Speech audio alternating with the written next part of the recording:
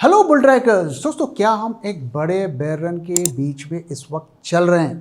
क्योंकि पिछले काफ़ी टाइम से हम देख रहे हैं कि कोई भी पॉजिटिव न्यूज़ आती है या पॉजिटिव ट्रिगर आता है तो छोटी मोटी रिकवरी के बाद मार्केट उसको इग्नोर कर देता है और वापस से नीचे जाने लगता है।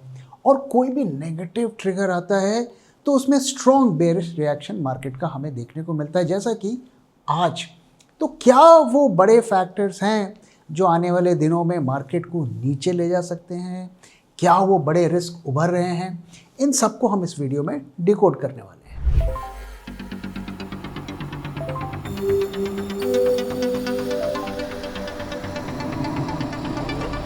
जब मार्केट की हो बात, बेटर आस्क बुल ट्रैक। तो दोस्तों, अगर आपने हमारे संडे का वीडियो देखा होगा तो हमने कई बड़े रिस्क के बारे में बात किया था और उसका रिएक्शन मंडे के दिन बाजारों में हमें देखने को मिलेगा, ऐसा हमने कहा था। लगभग वैसी सिचुएशन बनती हुई दिखी और रिएक्शन अगर आप देखिए तो काफ़ी आज स्ट्रॉन्ग रहा, बेरिश रिएक्शन देखने को मिला। कॉस्पी में अच्छी खासी गिरावट देखने को मिली और ख़ास करके जो एआई चिप के स्टॉक्स है उसमें भी हमें काफ़ी प्रेशर देखने को मिला।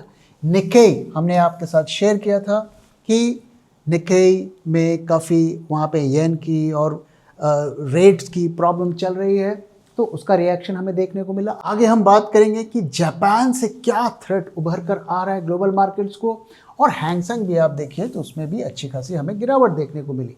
इंडिया विक्स में आज अच्छा राइज देखने को मिला। पिछले काफ़ी टाइम से विक्स गिर रहा था, फेयर कम हो रहा था, लेकिन आज वापस से रिस्क बढ़ता हुआ हमें दिख रहा है। ब्रेंट क्रूड एक बार फिर 100 की तरफ जाता हुआ दिख रहा है क्योंकि ईरान में हमें फिर से एस्केलेशन देखने को मिल रहा है। और अब देखिए, इतना बड़ा अनाउंसमेंट किया गया एफआईआईज के लिए कि इन्फ्लो आएगा बॉन्ड मार्केट में, लेकिन करेंसी 95 से नीचे जाने को तैयार नहीं है। तो फैक्टर्स हमें यही इंडिकेट कर रहे हैं कि आने वाले दिनों में भी ये बेरिश सेंटिमेंट्स बना रहेगा। अब आज मार्केट्स क्यों गिरे और इसके बारे में हमने संडे के वीडियो में भी बात किया था। तो उसका एक बड़ा रीज़न था कि यूएस में जॉब्स का डेटा काफ़ी स्ट्रॉन्ग आया है, यानी कि इन्फ्लेशन वहाँ पर बढ़ने वाला है और वो कैसे यूएस की इकॉनमी और वर्ल्ड इकॉनमी को इम्पैक्ट करेगा, आइए इसको समझते हैं। तो करंट फेड रेट अगर आप देखें तो 5.25 के आसपास है, जो कि अभी भी काफ़ी हाई है। हिस्टोरिकली फेड रेट्स इससे काफ़ी कम रहते हैं और ट्रेजरी यील्ड में भी हमें राइज देखने को मिला। ऑलमोस्ट ऑल टाइम हाई के लेवल के आसपास ये घूम रहा है और हमारा फेयर इंडेक्स जो है विक्स, वहाँ पर भी हमें राइज देखने को मिला, जैसा कि मैंने आपको दिखाया। अब इसकी वजह से जो है इक्विटी मार्केट में बड़ा सेल ऑफ देखने को मिला फ्राइडे के दिन। और तो जैसा कि हम जानते हैं कि यूएस में एआई कंपनीज ने मैसिव केपेक्स प्लान कर रखा है और उन्हें चाहिए पैसा, और अगर रेट्स बढ़ते हैं तो फिर उनके इनपुट कॉस्ट बढ़ जाएंगे और शायद वो उतना पैसा उठा नहीं पाएंगे, और इसी वजह से एआई के स्टॉक्स में बड़ी हमें फॉल वहाँ पर देखने को मिला। और कहीं ना कहीं ये एफआईआईज को भी इम्पैक्ट करेगा, क्योंकि इंडिया में खास करके अगर हम बात करें तो यहाँ पर डॉलर की वजह से रिटर्न्स कम होते जा रहे हैं और वहाँ पर अगर उन्हें थोड़ा भी ज़्यादा रिटर्न मिलेगा सेफ्टी के साथ तो ये सेल ऑफ इमर्जिंग मार्केट्स खास करके इंडिया जैसी कंट्रीज़ में बढ़ेगा। तो इन सब फैक्टर्स का इम्पैक्ट भी बाज़ारों में आज हमें देखने को मिला। अब जो दूसरा सबसे बड़ा रिस्क उभर कर आ रहा है वो है जापान, और ये नया रिस्क नहीं है, ये टाइम टू टाइम हमें देखने को मिलता है।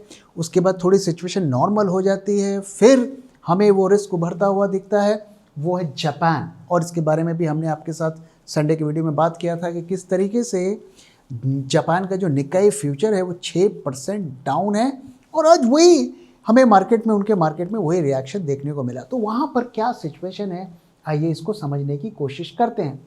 तो जो यूएसडी के अगेंस्ट में येन है वो 40 ईयर्स के लोएस्ट लेवल पर चला गया है। येन काफ़ी चीप हो गया है। पीक लेवल अगर आप देखिए तो 161 के लेवल के आसपास था और अभी ये 160 के आसपास चला गया, यानी कि 40 इयर्स के लोएस्ट लेवल के आसपास चला गया है। साथ में जो यूएसए और जापान की यील्ड्स हैं उसमें 300 बेसिस पॉइंट्स का गैप है। अगर आप देखिए तो यूएसए में करीब 4.25% का यील्ड बनता है और जापान में 0.25% का यील्ड मिलता है। यानी कि यहाँ से इतने सस्ते में आप जापान से पैसा ले सकते हैं। वहाँ से लोन पे इतना आपको इतना इंटरेस्ट रेट पे करना पड़ेगा, वहाँ से पैसा आपने उठा लिया। अब वो पैसा उठाकर आप यूएस में लगाए, दुनिया भर के इक्विटी मार्केट्स में लगाए। और ध्यान रहे कि जब आप ये पैसा वहाँ से उठा रहे हैं, सो बदले में आपने वहाँ पे इक्विटी मार्केट में जो स्टॉक्स खरीद रखे हैं वो एज ए कोलेट्रल आपने बैंक्स में रख लिए, यानी कि एक तरीके से गिरवी वो रख लिया।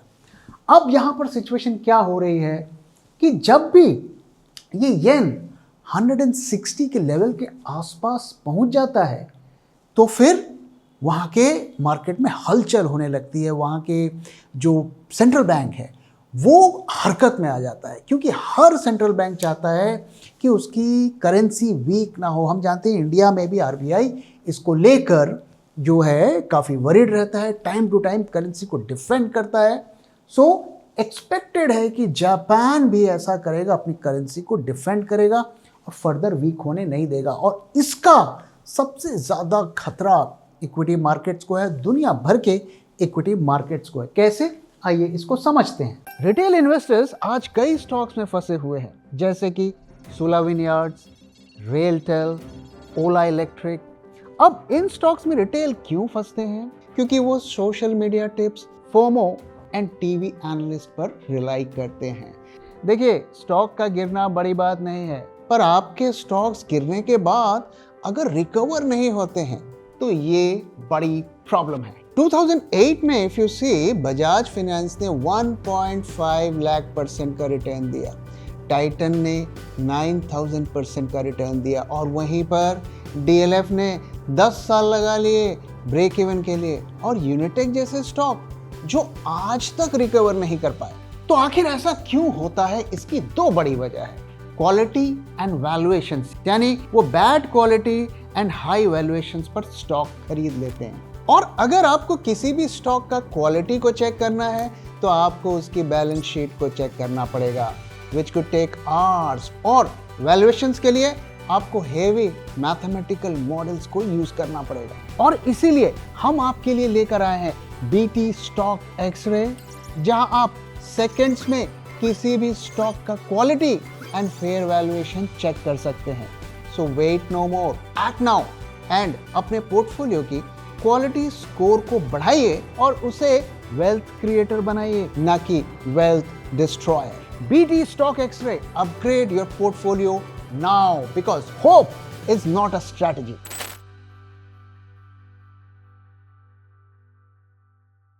सो ये कितना बड़ा खतरा है, इसको अगर आप समझें तो $4 ट्रिलियन का ये बॉम्ब है। So estimated yen funded carry trade positions globally.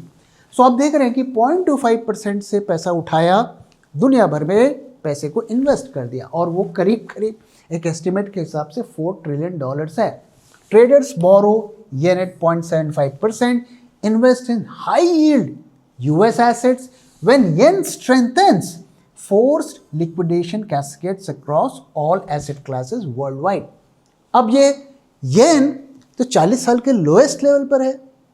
अब वहाँ का सेंट्रल बैंक उसे और फर्दर वीक होने नहीं देगा, क्योंकि उनका ये आप देख सकते हैं कि ये हिस्टोरिकल पीक लेवल है। जब ये यहाँ पर पहुँचा था तो सेंट्रल बैंक ने वहाँ पर एक्शन लिया था, और फिर लेगा ऐसा मार्केट एक्सपेक्ट कर रहा है। सो अगर इसका कितना बड़ा ये रिस्क है, इसको हम समझने की कोशिश करें। So Nikkei fell 12.4% in a single day on August 5th 2024। आप जाके चार्ट में देख सकते हैं कि सडन मार्केट गिरा 12% नीचे, और फिर थोड़ी वहां पर रिकवरी भी हमें देखने को मिला। Worst crash since 1987। ये इतना बड़ा खतरा है, triggered purely by BOJ's 15 basis hike and carry unwind।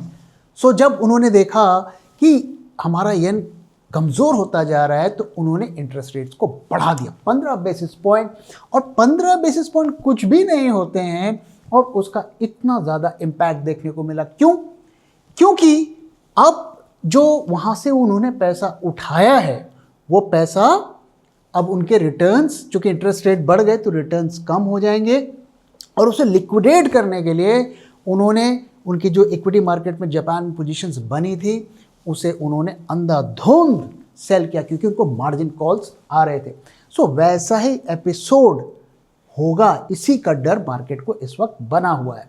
और कहीं ना कहीं मैंने आपको कई बार डेटा दिखाया भी है कि इंडियन मार्केट में भी जापानीज येन कैरी ट्रेड की काफ़ी पोजीशंस बनी हुई हैं और वो भी अनवाइंड होंगी। So carry unwind triggers global risk of FII sell Indian equities, Nifty falls, rupee weakens further, Japan is India's third largest bilateral trade partner, yen weakness affects इंड्यू Japanese investment flows into India. तो इसका ये भी impact पड़ेगा कि यहाँ पे जो इन्वेस्टमेंट हो रहा है उस पर भी थोड़ी कटौती हो सकती है।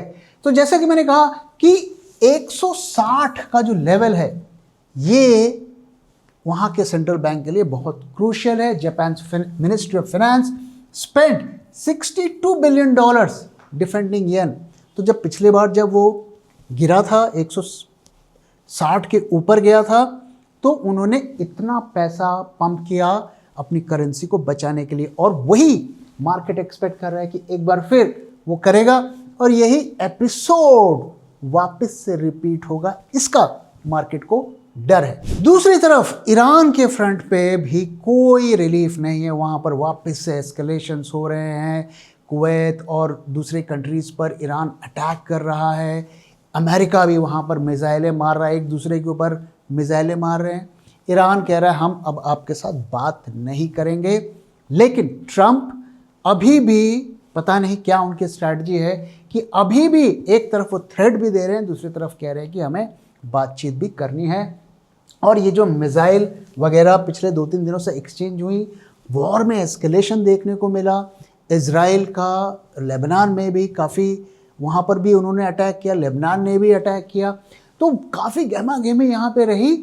लेकिन इसके साथ ही अभी भी जो है पाकिस्तान मीडिएट कर रहा है और कहीं ना कहीं वो एक कोशिश साइड बाय साइड चल रही है, लेकिन ईरान बहुत ही फर्म है। ईरान कह रहा है कि आपके साथ बात करके कोई फ़ायदा नहीं, क्योंकि आप अपने शब्दों को जो भी आप कहते हो उसे ऑनर नहीं करते हो। सो अभी ईरान का ये जो हमें स्टैंड देखने को मिल रहा है। लेकिन दोस्तों जैसा कि हम पैटर्न देखते हैं कि मंडे आते आते जब US के मार्केट्स खुलते हैं सो ट्रंप का टोन काफ़ी सॉफ्ट हो जाता है और उसका रिएक्शन बाज़ारों में देखने को मिलता है। आज भी शायद US मार्केट खुले तो ग्रीन में खुले, AI के स्टॉक्स में रिकवरी भी हमें हो सकता है देखने को मिले।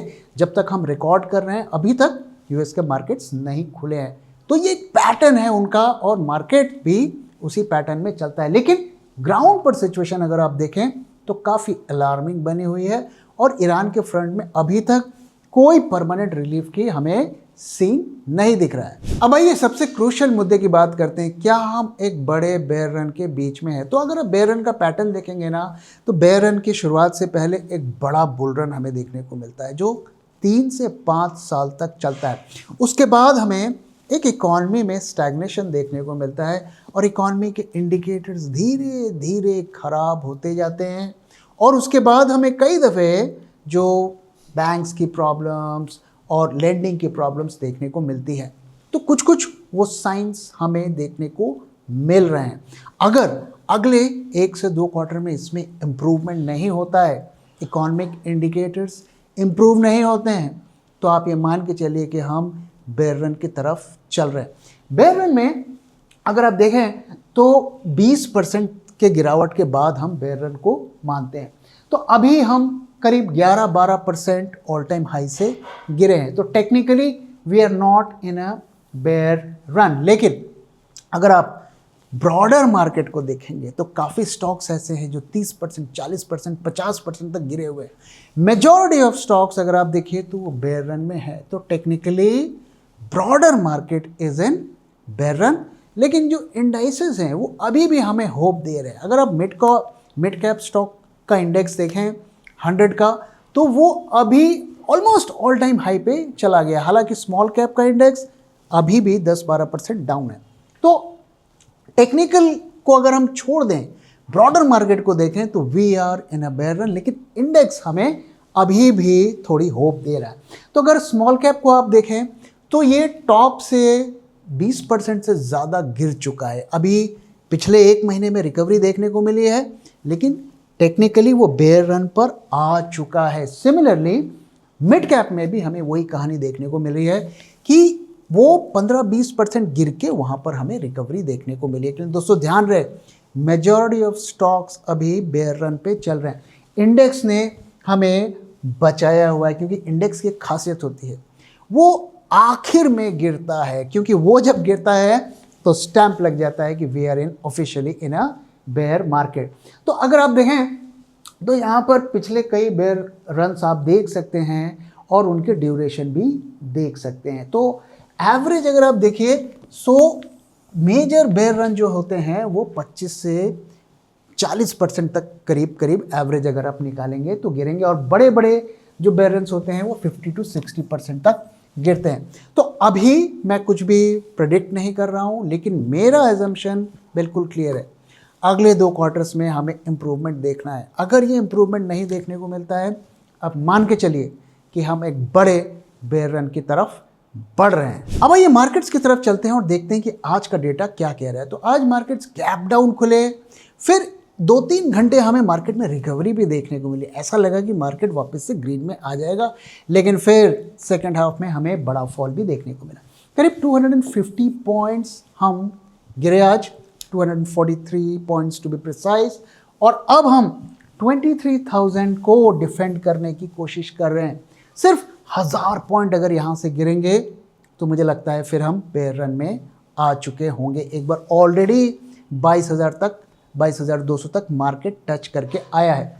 तो अब सिर्फ 1000 पॉइंट का गैप बचा हुआ है बेयर मार्केट में जाने से। और अगर विक्स की सिचुएशन देखें तो आज हमें वॉलेटिलिटी में राइज देखने को मिला, कॉल की आईवी में भी, पुट की आईवी में भी, और विक्स में भी हमें राइज देखने को मिला। पुट कॉल रेशियो में ड्रॉप देखने को मिला, तो ये भी बेयरिश है। तो आप देख सकते हैं सारे इंडिकेटर्स बेयरिश हैं।